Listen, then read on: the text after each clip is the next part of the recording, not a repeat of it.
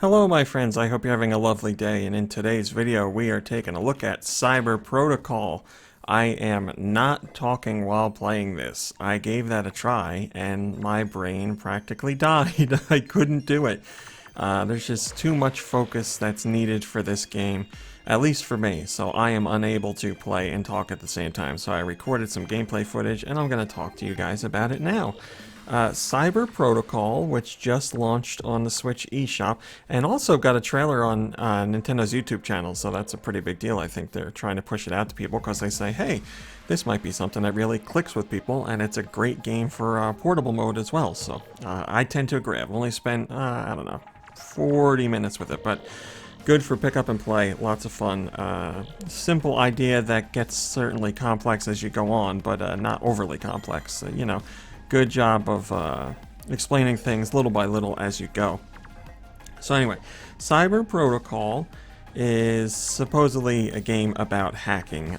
You know, you're not really hacking, you're playing the game, or playing a game, but I like the idea of something that, of a game that takes the idea of hacking and tries to turn it into some sort of game. Now, when you're watching a movie or a TV show, and they show a quote-unquote realistic approach to hacking, I think most people look at the screen and they're like, what is going on? You know, you see like some guy furiously typing away on a computer and lines of code pouring in and all kinds of commands that don't make any sense, and, you know, black and green text. That's movie and TV show hacking. So, like I said, can be accurate, usually isn't, but the whole purpose of it is to show something that's going on at a very high level and confuse the viewer visually, but it makes perfect sense to the character that's doing it. And Cyber Protocol, I think, does an excellent job of that. Those who are watching the game at first are going to be like, what is going on? Once like all the mechanics are in place and you're really like firing on cylinders, somebody just watching for the first time, at least for a couple minutes, be like, what's going on? What are they doing? I don't understand. Now, if you're more familiar with video games, you might very quickly pick up on at least a few mechanics, like the idea of moving the character around and collecting these little dots. But other than that, what the hell's going on? And I like that. I like that idea that like somebody watching it would be like, whoa, this is super impressive. And not that it isn't impressive, because the game takes a lot of brain power to play, or a lot of focus, I should say. But it's something anybody can get into if they start from the beginning. I just love that idea of like somebody watching it and being like, whoa, this is crazy, which is usually how you feel when you're watching somebody going through hacking in a TV show or movie. So I just like that they really nailed that feature. But in terms of gameplay, Cyber Protocol is like a really crazy, super intricate, highly detailed Pac-Man. That's what it's like. At least in the game so far, you are not being chased by enemies. You know, Pac-Man has its ghosts, but here it doesn't seem like you're being chased by enemies. But there are hazards that you have to deal with, and more of those crop up as you go on. So the objective is really, you start the level and you're supposed to make it to the exit. And, you know, that may sound easy, but you don't have freedom of movement, just like in Pac-Man. You have defined paths that you can take. You're only ever taking, you know, up, down, left, right. That's it. And you have to butt up against the wall before you can make your next turn. So you can't, you know, travel one path and then halfway down it decide, oh, I want to go up here and hit up and go that way. You can't do that. You have to pick a direction that you can go based on where you are. So if you're in like a bottom right hand corner, you can go left or you can go up. And then from there, you'll have other choices, left, down, up, right, depending on what you hit and where you can go. And you're supposed to bounce along these walls and find your way to the exit. But of course, you're supposed to collect the little pellets along the way. And the pellets don't give you like special powers or anything like they do in Pac-Man. You have little and big pellets, and they're just worth, you know, a certain amount of points. Big ones worth more points, obviously. So as you're going through, quote-unquote, hacking the system by moving this little virtual character or piece of code through these digital mazes, you want to collect as many points as you can and reach the exit. So in terms of goals, it's very basic, which it certainly needs to be, because it throws a whole bunch of interesting ideas at you while you're playing. I'm sure you're picking up on a few of them as you're watching the gameplay. So there are all kinds of hazards to deal with, and all kinds of things that make I need to stress that this is much more of a puzzle experience than Pac-Man is. Pac-Man's just a maze that you go around and you avoid the ghosts. This is much more puzzle related because it's not about going. Well, there is some fast-paced elements to it in certain sections of a puzzle. But you need to stop and plan out what you're doing. You can't just rush ahead or you're going to die, which I'm sure, again, you'll see in this footage, because of all the different hazards there are. There's walls that you can't touch, which, is like a no hacking zone, which I kind of like that, like an area that just has like a firewall that you can't touch. I like that idea. And then there's little like springs that'll bounce you in a certain direction, so you could bounce yourself right into a hazard if you're not paying attention. There's also lasers that shoot out at certain intervals that you can't touch, standard video game stuff. And then a whole bunch of other things as you go on. Basically, there's many more hazards here than there are in Pac-Man. Pac-Man, you just got to deal with the ghosts.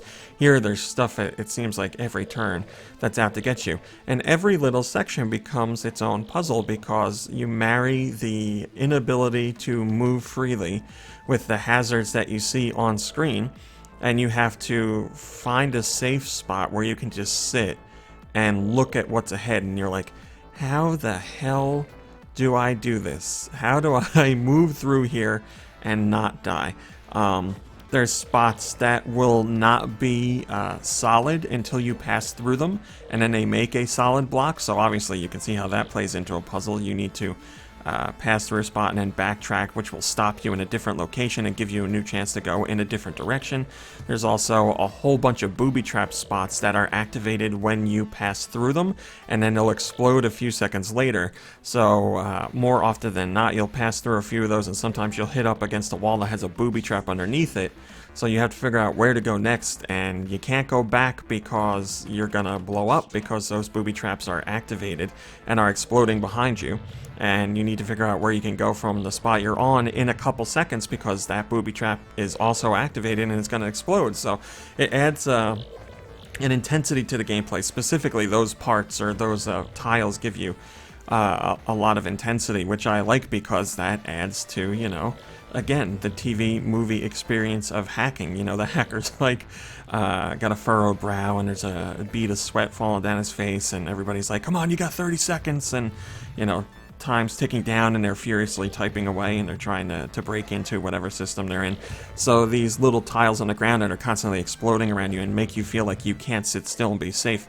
I like that. Yeah, I think it plays into the whole idea well. I think the hacking, I don't want to say realistic hacking, but the portrayal of hacking we usually see has been really fit into Cyber Protocol in a really great way, and it plays out really well because it adds intensity to the gameplay, and it gives intensity to the overall feel.